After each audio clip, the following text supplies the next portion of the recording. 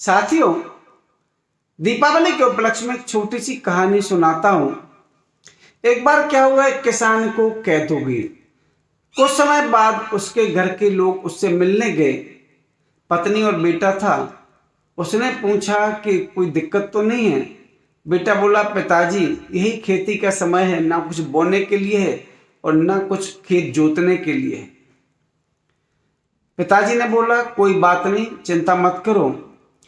कुछ समय बाद एक दूसरा व्यक्ति मिलने आया। उसके जेब में पेन था, कागज था। उस किसान कैदी ने उस पेन को और कागज को निकाल करके उस पर लिखा कि खेत के बीचों बीच में मैंने सोना छुपा रखा है, उसे बेच करके बीज ले लेना और खेत जोतवा लेना। और उस व्यक्ति से कहा कि मेरे परिवार वालों को दे देना चिट्ठी।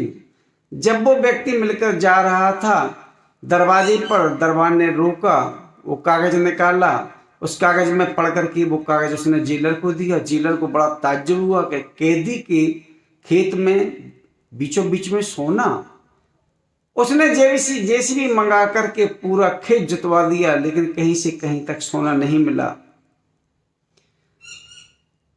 कुछ समय बाद वो जेलर उस कैदी के पास आया। क्यों रे, तूने तो लिखा था कागज में कि खेत के बीचों बीच में सोना छुपा रखा है, वहां तो कुछ भी नहीं निकला, बता कहाँ है सोना। वो व्यक्ति हंसा। उसने बोला, मालिक कहीं कोई सोना वोना नहीं है, वो तो मैंने परिवार वालों का मन रखने के लिए बोल दिया था, लेकिन इसी बहाने आपने खेत जुतवा दिया। साथियों, यही कहानी हम लोगों की है कि पंडितों ने मुहूर्त निकाले, आज लक्ष्मी जी आएंगी। हम लोग उसी प्रतीक्षा में घर का कोना कोना साफ करने में लगे हैं कि आज लक्ष्मी जी आएंगी, और विष्णु जी की तरफ हम लोगों का ध्यान ही नहीं जा रहा है। साथियों, अगर हम अपने मन का कोना कोना साफ करते तो हमारे साथ दो काम हो जाते। विष्णु जी भी 100% चले आते, और जहां विष्णु जी जाते वहां लक्ष्मी जी भी चली जाती।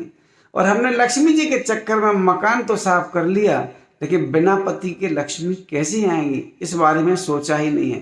थोड़ा सा चतुराई को त्याग करके अपने जीवन में अगर घर साफ करते हैं, बाहर साफ करते हैं, तो अंदर भी साफ करने की कोशिश करें। इसी के साथ मेरे और मेरे परिवार की ओर से आपको और आपके परिवार को हैप्पी दीपावली की शुभकामनाएं।